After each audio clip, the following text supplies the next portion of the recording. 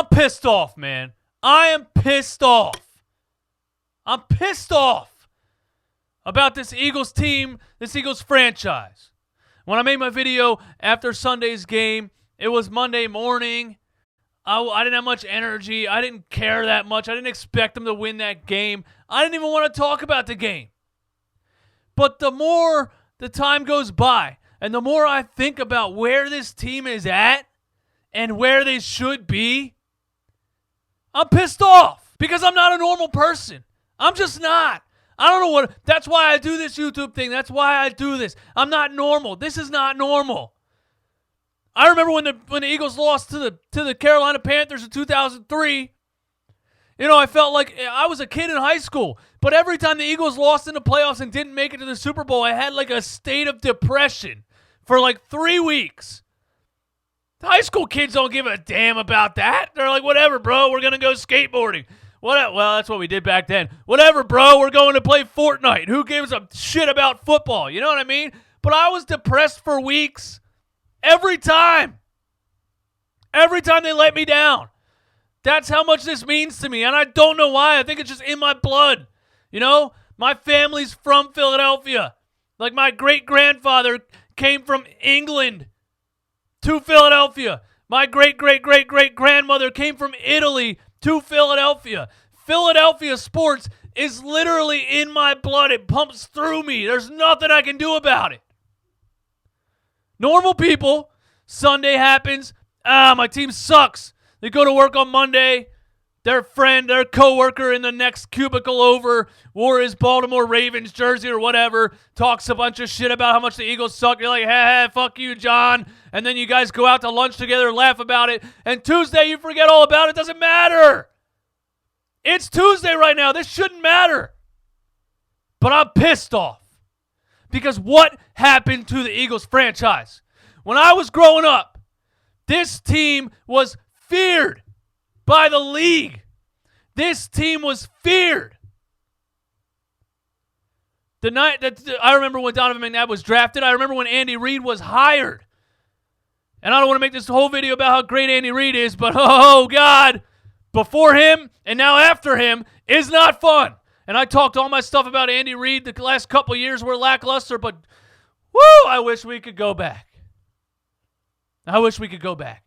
But when I was a kid, they were feared. From 2000 to about 2010, they were feared. And what was the main difference from those teams to the team right now? Number one, defensive intensity. Defensive intensity. This defense is so boring, uninspiring. It's flat. It sucks. There's nothing to talk about. What? Say something. Name a single thing there is to talk about the Eagles defense. Do you get fired up to watch the Eagles on Sunday and say, I can't wait to watch Nate Gary? Is that a thing? Is that really a thing? I can't wait to watch Cravion LeBlanc. I can't wait to watch Avonte Maddox. Defensive intensity. That early 2000s Philadelphia Eagles team was feared by the NFL. You didn't want to come into Philadelphia where the fans are so crazy they'll light your damn car on fire because it has a Cowboys sticker on it. And on top of that, if you don't get your car burned down or get hit in the face with a beer can, you got to play the Philadelphia Eagles defense. And you got to deal with Brian Dawkins flying around the outside on a safety blitz, blindsiding your quarterback. You got to worry about Jeremiah Trotter flying up the middle, Ike Reese flying up the middle. You got to worry about Hugh Douglas coming around the outside, Javon Curse coming around the outside. There was 5 Pro Bowlers on the 2004 Eagles defense. And that was only because they couldn't send all 11 of them to the Pro Bowl. Lito Shepard, Sheldon Brown, Michael Lewis, Brian Dawkins, Hugh Douglas, Jeremiah Trotter, Ike Reese. I could go on and on and on. What happened? There's nothing like that anymore.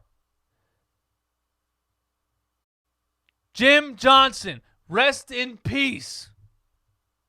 The combination of Andy Reid's drafting ability, Andy Reid's talent scouting ability, with the prowess and genius of Jim Johnson, the defensive coordinator, was a match made in heaven. I'm so sad that team didn't win a Super Bowl, but we may never see an Eagles defense like that again, ever.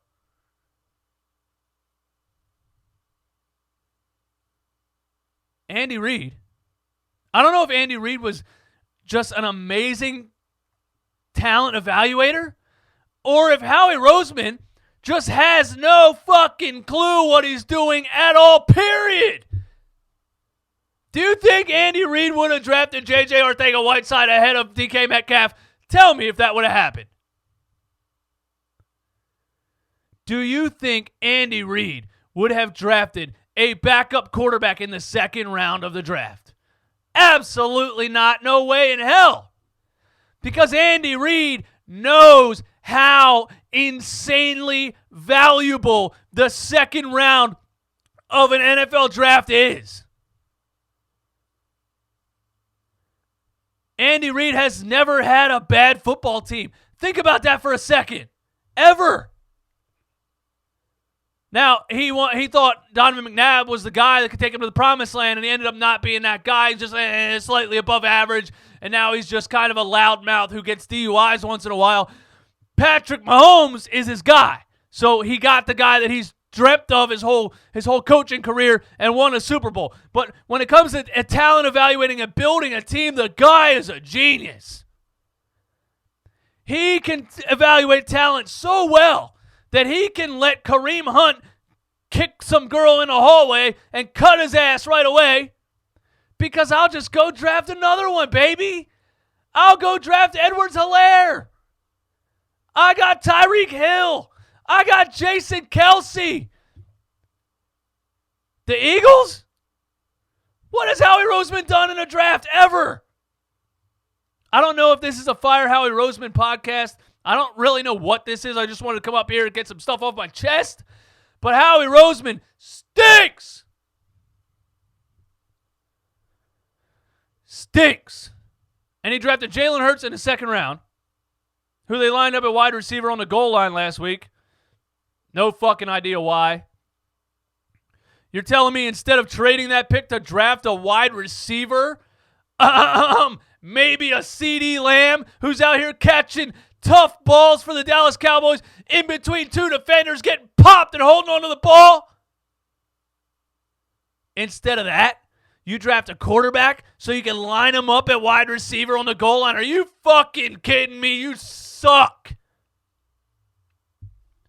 But let's talk about Jalen Hurts. Because not only drafting Jalen Hurts was stupid, it was stupid for another reason.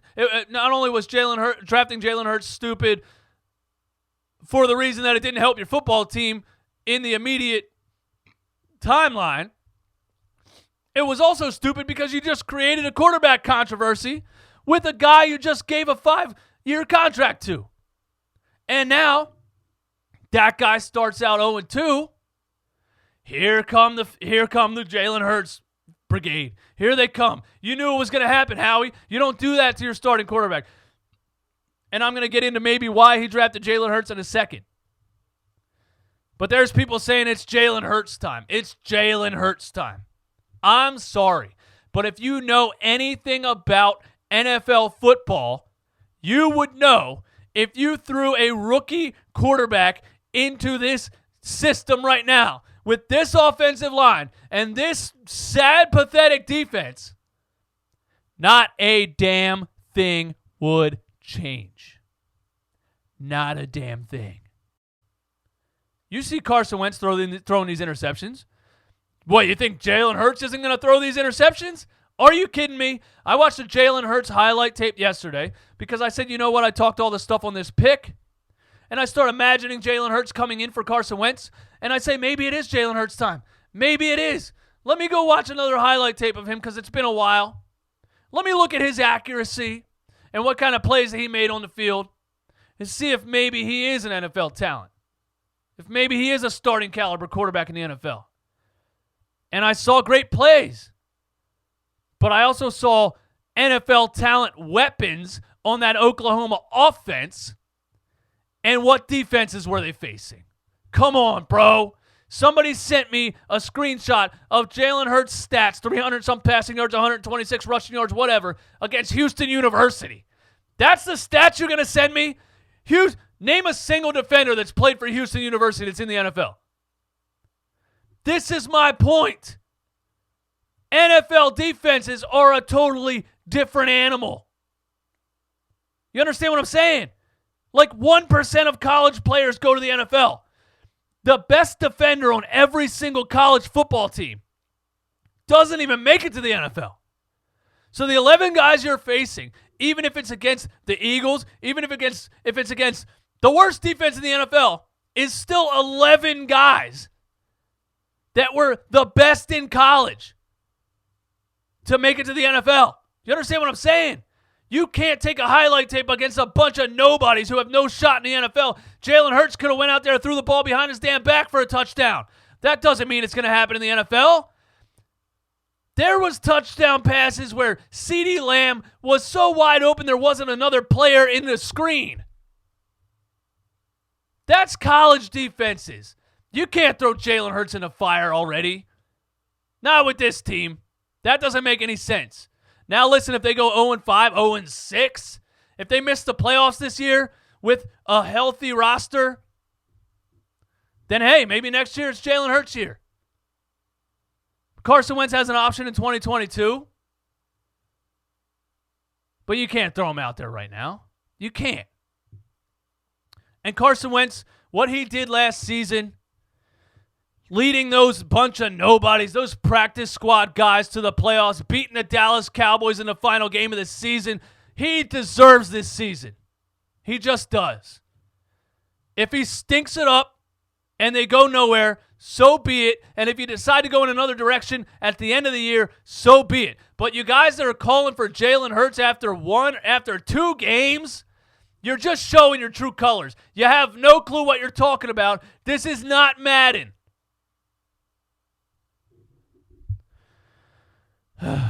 Why did Howie draft Jalen Hurts? Why did he really draft Jalen Hurts?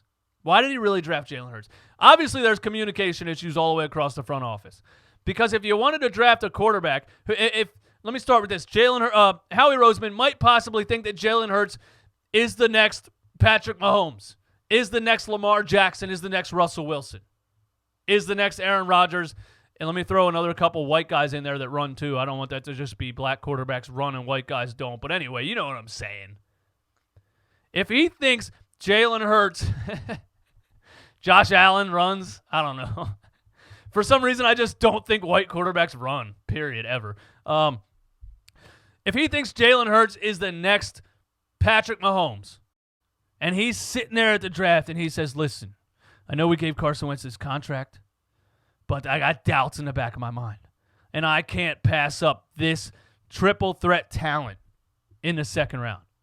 And if Carson Wentz ends up sucking balls and Jalen Hurts ends up being great, then we're all hail Howie Roseman in about 3 or 4 years, right? If that's what happens and Jalen Hurts goes on to win us some Super Bowls in 4 or 5 years, all hail Howie Roseman, right? He was a genius. But you can't make that kind of prediction. And you can't do it after you gave him the contract. That's where the miscommunication is. Somebody made the decision, let's trade Nick Foles, let's give Wentz this big contract, and let's move forward with Carson Wentz. And then 6 months later, you draft his backup in the second round. Obviously, Howie Roseman thinks Jalen Hurts is the future. That's where I'm at right now, because I can't figure out why you would do this in the first place, but that has to be it. That has to be it. So I think if they go 0-5, 0-6, or they finish the season 5-11 or whatever, miss the playoffs, go ahead. But then be done with the guy you have now.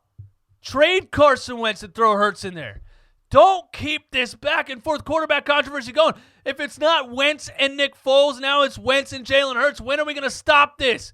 Let the backups be backups. Stop with this quarterback controversy. Please. I don't want two starting caliber quarterbacks. I don't want it. It divides the fan base. It's a headache I don't want to deal with anymore.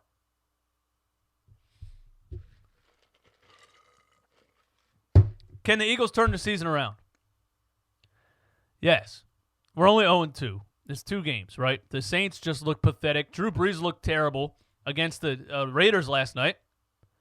Are we saying Drew Brees isn't the guy, or the Saints saying Drew Brees isn't the guy and we suck and we need to put Taysom Hill, throw him in there? No. But he's a gadget quarterback, and people are telling me that Jalen Hurts is not a gadget quarterback. If I'm wrong about Jalen Hurts, I'll sit up here with a smile on my face and tell you you were right and I was wrong. But I don't see how you could throw Jalen Hurts to the fire right now. I think the Eagles can turn it around. I'm not saying they're going to win a Super Bowl this year. I'm not even going to say they're going to the playoffs. But I think they could manage an 8-8 season. You know, they're not going to go defeated the whole year. I think Carson Wentz will be better.